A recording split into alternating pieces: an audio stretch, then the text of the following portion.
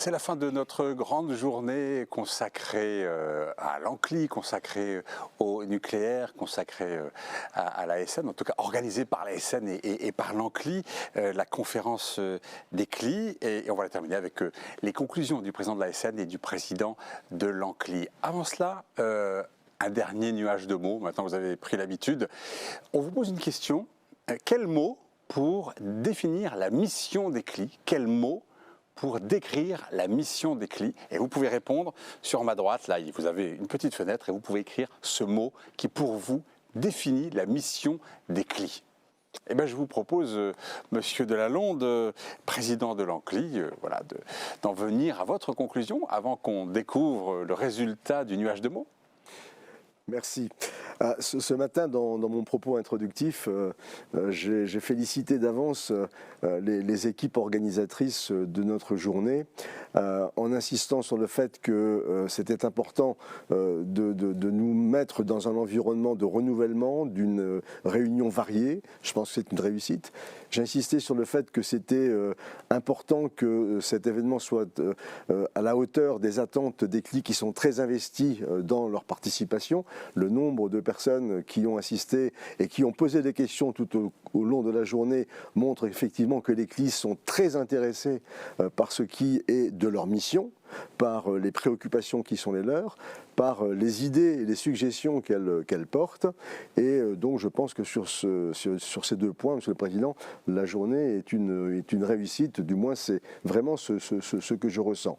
Certes, ayant sur l'arrière du plateau regardé toutes les questions posées, comme ça se passe également en présentiel, il y a un peu d'insatisfaction parce que toutes les questions n'ont pas pu être prises en compte, notamment parce qu'elles étaient nombreuses. Et je pense que vous êtes quand même pas mal débrouillés pour prendre les sujets principaux, et aussi de rappeler à toutes les personnes qui ont insisté, c'est que si elles n'ont pas eu de satisfaction aujourd'hui, il y aura des réponses dans les temps prochains pour qu'elles ne soient pas mécontentes. Mais j'ai le sentiment qu'à l'applaudimètre, cette année, dans cette période difficile de la Covid et en distanciel, nous aurons une rencontre réussie. Ce matin, j'ai été très étonné par l'intervention de la députée membre de l'OPEX, Madame Émilie Cariou. Étonné en bien, parce que je le disais aussi dans mon propos introductif, j'avais quand même un sentiment que des parlementaires que je qualifiais de premier plan ne prenaient pas tout à fait la mesure des problématiques que pose le nucléaire, notamment avec un gouvernement actuel, mais c'était vrai des prédécesseurs, qui décide aujourd'hui que le nucléaire est une chose importante. Et moi, ça ne me gêne pas trop, à condition qu'on en intègre le mais que j'avais introduit dans mon propos. Et ce mais, j'ai été surpris là que Madame Émilie Cariou manifeste une insatisfaction en tant que parlementaire, que notre Parlement n'était quand même pas en possession de tous les éléments qui permettaient de juger si les propositions faites dans les scénarios RTE, c'est comme ça qu'elle les a présentées, étaient vraiment finançables, provisionnées sur tous les plans. Et cela m'a amené à réfléchir à ma conclusion par rapport au président de Rodzuc, qui sait que je suis, semble-t-il, un peu un pleureur, un peu moins depuis quelques années, un pleureur pour obtenir des moyens pour que nos CLI fonctionnent.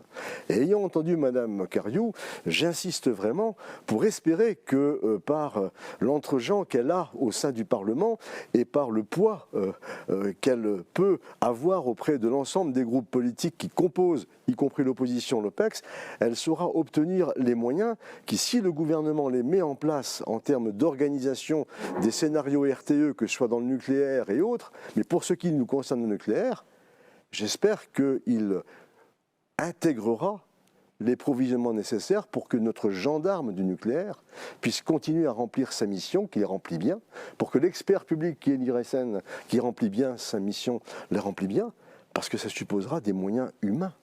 des moyens financiers, mais aussi des moyens humains, dont on aura peut-être un défaut pour les prochaines années qui s'avère être très dense.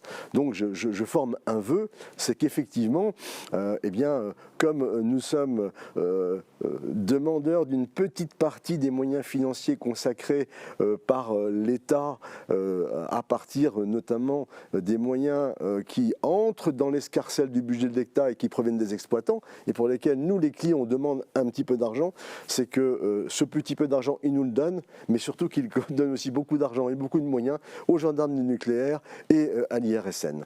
Ça, c'est le côté un peu humoriste que je veux mettre sur la table, mais qui nous inquiète profondément, compte tenu effectivement du rôle et des missions que nous avons à remplir et qui nécessitent, vous l'avez aussi entendu, Margot Dion, qui a été interpellée, qui, vous l'avez ressenti, est une des CLI qui a une chargée de mission, qui me semble-t-il a montré qu'elle connaissait son sujet, qu'elle était très présente, que la CLI avait la chance de bénéficier de gens de cette qualité. J'aurais bien aimé, elle a eu tort de ne pas répondre à la question, mais combien ça coûte au budget du département toutes les expertises que vous avez pu faire, que vos membres de CLI ont exigé de vous, que le département, avec l'aide un peu de l'ASN, a financé. Ce qui prouve qu'on se plaint toujours qu'on n'a pas assez d'argent. Quand on en a, ou quand on réussit à convaincre nos élus d'en mettre, ça satisfait effectivement le territoire dans lequel les inquiétudes se posent, mais ça, il faut le faire au niveau de l'ensemble du territoire. Et pas se laisser avec 12 CLI sur 35 qui ont un chargé de mission. Il y en a une vingtaine qui n'en ont pas. Donc j'insiste vraiment sur la conclusion de cette journée, sur cette importance pour nous que revêt les moyens humains, les moyens d'organisation nécessaires pour assurer notre mission. On verra ce que le terme repris par les membres retiendront, mais je tenais à le signaler. Et enfin, Monsieur le Président, moi j'espère que, comme je l'ai dit dans mon propos introductif, vous nous annoncerez la bonne nouvelle, c'est qu'on reconduit avec espoir la prochaine rencontre de l'année prochaine. Si tout va bien, je serai aussi encore là en tant que président de l'ANCLI, et nous préparerons avec nos équipes respectives à faire que ce soit une belle journée. J'espère qu'on aura l'occasion de la faire en présentiel cette fois-ci. Et une idée qui m'est venue dans le courant de l'après-midi, dont je ne vous avais pas parlé, c'est que si effectivement on arrive à faire cette journée en présentiel, alors peut-être pas la prochaine, mais comme on en parlait beaucoup de territoire, c'est de rêver à ce qu'un jour on puisse faire, pourquoi pas, une conférence des CLI associée la veille à l'Assemblée Générale annuelle des CLI sur les territoires et pas simplement à Paris. Donc c'est une idée, c'est pas simple à mettre en place, mais je suggère cette idée et je vous remercie, Monsieur le Président, de l'organisation, de la belle organisation, comme je le disais ce matin, de cette journée, et j'espère que tous ceux qui auront participé y auront trouvé également un intérêt et une satisfaction. Merci beaucoup Jean-Claude Delalonde. Je vous propose de découvrir donc les mots qui sont arrivés, les mots les principaux. Donc on a transparence, prévention, échange, fragilité, communication, observateur, partage, censure, clarté, vigie, lien. Voilà, beaucoup de choses qui sont en lien avec justement tout ce qui est lien, échange, communication, proposition. Hein, beaucoup, voilà, on est dans le dialogue, on voit bien avec les cliquets. Quel est votre commentaire, Monsieur Delalonde? Les mots, j'allais dire, d'une conférence annuelle à une autre, les mots sont sûrement associés aux thématiques qui sont proposées au cours de la journée. On a parlé beaucoup de transparence, on a parlé beaucoup de prévention, ou d'un manque de prévention ou de réflexion au cours de la journée. On a parlé de clarté, ça a été ressenti, un sentiment de censure. Il y a un mot qui apparaît en filigrane là-bas, c'est vigilance. Moi, si j'avais eu à répondre, j'aurais mis le mot, par rapport à ma conclusion, exigence. Exigence. Des CLI exigeantes. Très bien. Parfait. Merci, Monsieur Delalonde. Monsieur de Rozuc, votre conclusion, ou le président de l'ASN?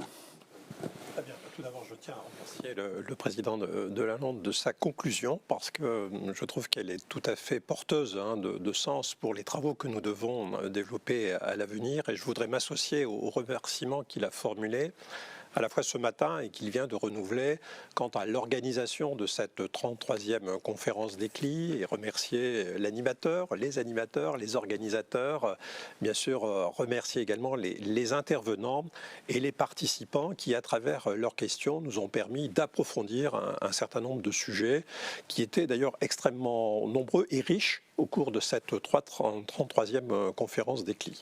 Je pense que la frustration que nous avons plutôt l'habitude effectivement d'identifier de la part des participants au temps qu'il leur est réservé pour s'exprimer et poser des questions a été, me semble-t-il, réduit au minimum, puisque vous avez, à travers votre animation, réservé un temps suffisant pour prendre ces questions. Alors je sais qu'il y en a qui n'ont pas trouvé réponse, mais comme le président de l'ANCLI, nous apporterons en différé, bien évidemment, des réponses à toutes les questions qui sont posées. Donc pour moi, cette conférence est un véritable succès. Je m'en réjouis parce que les sujets que nous abordons sont des sujets extrêmement lourds et nous sommes face à une perspective, ça a été évoqué à plusieurs reprises à travers la journée, une perspective de développement du nucléaire ou de maintien en service des exploitations nucléaires ou de nécessité de développement de nouvelles installations nucléaires pour faire face à l'héritage du passé ou pour faire face à ce nouveau développement qui vont nous mobiliser très fortement dans les années à venir. Et donc moi, je retiendrai peut-être 3 enseignements principaux de cette journée et je formulerai, comme le président de l'ANCLI, un souhait, qui est d'ailleurs très proche du sien. Alors, en ce qui concerne les enseignements, je crois que le premier enseignement, moi, qui me frappe de notre journée, c'est que nous sommes face à un contexte qui est en profonde évolution et que dans ce contexte, il faut absolument remettre les préoccupations de sûreté au centre. Il ne faut pas négliger, il ne faut pas oublier qu'à travers les perspectives de nouvelles politiques énergétiques, notamment si le nucléaire fait partie de la solution, si les responsables politiques choisissent de mettre le nucléaire au centre de la solution, ou parmi les solutions, il ne faut pas oublier que les problématiques de sûreté devront être, je dirais, à égal niveau, être prises en compte. Qu'il s'agisse, et cela a été évoqué ce matin, des perspectives de nouveaux nucléaires, en ce qui concerne le niveau d'exigence de sûreté des nouveaux réacteurs, les gros ou les petits, qu'il s'agisse aussi de la réévaluation de sûreté du parc existant, puisque si l'on imagine qu'il puisse fonctionner un peu plus longtemps qu'il était initialement envisagé, il faudra bien évidemment procéder à sa réévaluation de sûreté périodique, ce que nous faisons d'ailleurs en France chaque 10 ans, qui nous permet de remonter le niveau des réacteurs nucléaires, notamment les plus anciens, proches des réacteurs de dernière génération. C'est une spécificité française et je crois qu'il faut la conserver pour donner confiance dans le parc existant. Donc on voit bien que cette nouvelle perspective, qui est très différente de la période que nous avons vécue depuis 10 ans, les 10 dernières années étaient essentiellement des périodes de renforcement de la sûreté liées au retour d'expérience de l'accident de Fukushima. Là, nous nous projetons dans les 10 années qui viennent dans des perspectives totalement nouvelles qui vont nécessiter une grande préoccupation de sûreté, tant sur le nucléaire nouveau que sur le nucléaire ancien. Donc je pense que c'est un élément fondamental et nous aurons à cette occasion-là besoin, bien évidemment, de transparence. Je pense que le mot transparence est fondamental, de clarté, pour présenter quels sont les enjeux et pour embarquer d'une certaine manière la totalité de nos concitoyens dans les débats et dans les décisions qui seront prises parce qu'elles sont fondamentales. Elles vont générer des conséquences sur plusieurs dizaines d'années, voire plusieurs centaines de milliers d'années si nous parlons des déchets qui seront liés à ces installations. Donc voilà, ça c'est le premier enseignement. Il faut absolument que nous fassions face à ce contexte en profonde évolution, en intégrant les préoccupations de sûreté dans la définition de la politique énergétique. Le deuxième sujet qui m'est apparu comme tout à fait important lorsque on voyait les présentations successives qui étaient faites, c'est finalement le changement d'échelle par rapport aux projets qui seront à mener. Quand je dis changement d'échelle, ça a été cité à propos du projet CIGEO. On a dit finalement, l'AUDRA va avoir à faire face à un projet d'une taille qu'elle n'a jamais eu l'occasion de prendre en charge. Et on a vu également dans les discussions qu'il y aurait besoin en termes de rythme, de capacité à développer, des capacités industrielles à développer sur un rythme assez soutenu, si la décision est prise, bien évidemment, la construction de nouveaux réacteurs.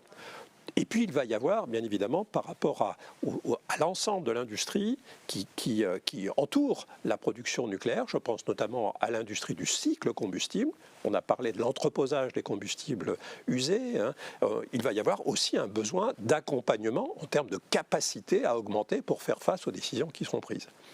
Tout cela, plus la question de la remise à niveau, ou plutôt de l'amélioration du niveau de sûreté des centrales existantes, conduit à un volume de travaux qui vont être considérables. Dans les 15 ans qui viennent, le volume de travaux adressés à l'industrie nucléaire va être considérable. Et donc il y a pour moi un vrai sujet qui est le sujet de la capacité industrielle à faire face.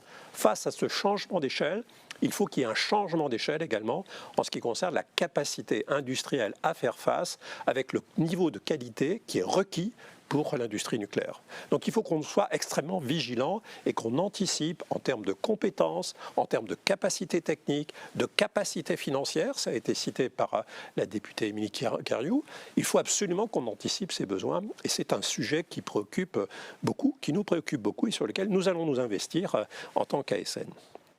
Le troisième enseignement que je tire de notre conférence, c'est celui du besoin, je dirais quasiment urgent, d'une association de la population à la connaissance et à la gestion du risque nucléaire. Je pense que c'est consubstantiel aux projets qui sont avancés. Il me semble difficile de mettre en avant une nouvelle perspective de développement du nucléaire ou de prolongation du nucléaire existant sans avoir un effort très important, vu les retours d'expérience qui nous ont été indiqués sur cette connaissance du risque nucléaire et sans une meilleure participation à la gestion du risque nucléaire. De nombreux exemples ont été cités, je n'y reviendrai pas. Donc pour moi, c'est un élément fondamental, mais certainement, c'est le sujet le plus redoutable, parce qu'il n'est pas inhérent et uniquement ciblé sur le risque nucléaire. On voit bien, on pourrait revenir sur les effets à la fois des risques, bien sûr, industriels, avec l'accident de Lubrizol, mais aussi sur la gestion de la crise sanitaire. L'association des publics, la compréhension d'abord des phénomènes et l'association des publics à la définition des mesures restrictives qui vont éventuellement être mises en œuvre par rapport à la crise est fondamentale. Il faut absolument que nous développions cette culture de la connaissance du risque et cette culture de la gestion de sa propre protection et de la gestion de la protection collective. Ce n'est pas uniquement des situations individuelles, mais aussi il faut une approche collective. Et là, je crois que nous avons vraiment un travail qu'il faut encore approfondir. Je crois que nous sommes dans la bonne direction. Les travaux que nous avons menés dans le cadre du comité directeur de la gestion post-accidentelle dont j'ai parlé ce matin et qui ont associé l'ECLI, et notamment l'ECLI pour pouvoir réunir des panels citoyens, pour les faire travailler ensemble sur la définition des mesures de gestion, par exemple de la consommation alimentaire suite à un accident nucléaire qui concernerait un territoire très étendu, bien au-delà des 20 km d'ailleurs, autour d'une centrale nucléaire. C'est une manière d'associer les populations, de leur faire pointer du doigt le risque et surtout, comme ça a été dit cet après-midi, de les mettre en situation elles-mêmes de participer à la réflexion, de prendre à la fois avec des aspects émotifs, mais aussi avec des aspects de protection individuelle, la mesure de l'ampleur d'un accident nucléaire et d'avoir des propositions à nous faire pour pouvoir mieux gérer cette situation post-accidentelle. Donc je crois que ce premier travail qui consiste à effectivement se rapprocher du terrain, faire participer à travers des panels citoyens les populations à la gestion du risque est absolument fondamental dans la situation dans laquelle nous nous trouvons.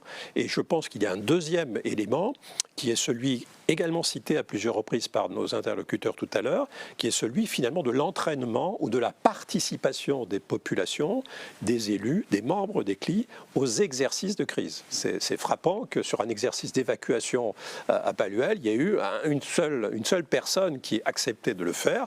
Je pense qu'il faut prendre l'exemple des Japonais, il faut changer de dimension. Je pense que c'est une d'ailleurs des conclusions du rapport de Fred Courant qui a été réalisé à la demande de Mme Barbara Pompili. Il faut que nous y réfléchissions de notre côté. Je pense que nous pouvons, nous ASN, avec les CLI et l'ANCLI, réfléchir à la manière de travailler dans le cadre de cette journée des risques qui est prévue en octobre 2022 pour savoir de quelle manière nous pourrions avoir des scénarios qui soient réalistes et qui nous permettent de faire concrètement jouer les populations.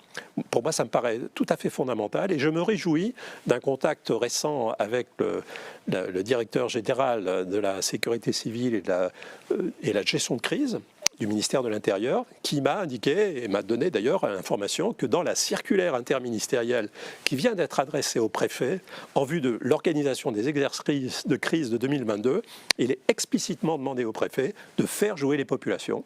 Et je pense que là, nous devons définir les cadres d'école dans lesquels cette population pourra jouer. Donc pour moi, voilà, ce troisième enseignement me paraît fort. Il faut à la fois que nous ayons une intégration dans le contexte, dans la nouvelle perspective des problématiques de sûreté liées à la politique énergétique. Il faut que nous soyons capables d'intégrer et d'anticiper les effets d'échelle, notamment sur la multiplication des projets qui vont nécessiter une capacité industrielle à faire encore plus importante. Et il faut tenir le rythme d'une certaine manière avec le niveau de qualité requis. Et puis, il faut davantage associer les populations avec toutes les formes intelligentes pour le faire, pour pouvoir effectivement les associer dans la gestion, dans les décisions qui seront prises, parce que c'est une condition sine qua non de la bonne maîtrise des situations accidentelles. Enfin, je formulerai pour terminer un souhait qui est exactement celui du président de Lalonde. Je crois qu'il est tout à fait important, on le voit, de maintenir bien évidemment ce moment de réunion, de conférence des CLI. Mon souhait, c'est qu'on puisse le faire en présentiel parce que c'est encore plus riche. Les contacts directs nous manquent beaucoup. Ils nous ont manqué la dernière fois, ils nous ont encore manqué aujourd'hui, même si nous avons développé des formes innovantes pour pouvoir essayer de passer outre cette barrière lors de ces deux conférences. Mais vraiment, une conférence en présence, je crois que c'est le souhait qu'on peut se faire. Et je pense que votre idée, que je retiens, me paraît extrêmement riche de dire finalement, mettons en exemple ce rapprochement de l'échelon territorial à travers une conférence qui pourrait ne pas se passer à Paris. Bien évidemment, il faut y réfléchir et ça me paraît une excellente idée. En tout cas, je vous soutiens. Voilà, merci beaucoup. Merci. Voilà, c'était donc la 33e conférence annuelle des CLI. On a donc rendez-vous peut-être en région l'année prochaine, en octobre 2022, pour cette journée des risques. C'est comme ça que vous l'appelez, je crois. Le replay de l'émission sera en ligne sur le site de l'ASN et vous pouvez répondre à un questionnaire de satisfaction en ligne avec le petit bouton enquête qui est juste à ma droite. Merci beaucoup à tous. Très bonne soirée. À bientôt. Au revoir.